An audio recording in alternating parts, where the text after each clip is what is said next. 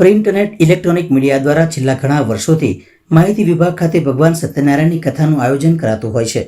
વડોદરા શહેરમાં આજે ભગવાનની 44મી રથયાત્રા નીકળનાર છે, ત્યારે વડોદરા રાવપુરા ખાતે આવેલ માહિતી વિભાગમાં પ્રિન્ટ અને ઇલેક્ટ્રોનિક મીડિયા દ્વારા ભગવાન સત્યનારાયણની કથાનું આયોજન કરવામાં આવ્યું હતું। વડોદરામાં પ્રિન્ટ અને ઇલેક્ટ્રોનિક મીડિયા પોતાની ફરજ બજાવતા હોય છે।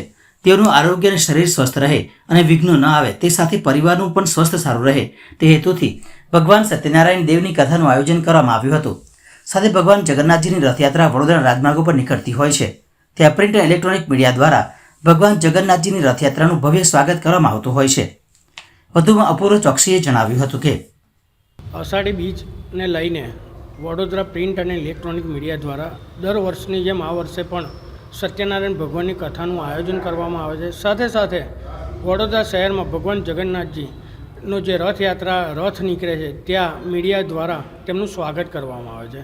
ભગવાનને અમે એટલા માટે જ સત્યનારાયણ ભગવાનની કથાનું આયોજન એટલા માટે કરવામાં આવે છે કે જે રીતે અમે જે ફિલ્ડ પર ફરીએ છીએ, રિપોર્ટિંગ કરીએ છીએ, તો કોઈ વિઘ્ન ના આવે કે કોઈને મુસીબત ના આવે।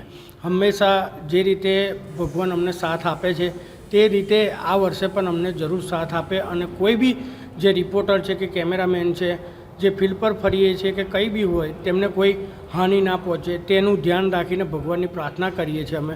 અને આ વખતે બી ફરીથી સત્યનારાયણ ભગવાનનું કથાનું આયોજન કર્યું છે। અસ્તુ।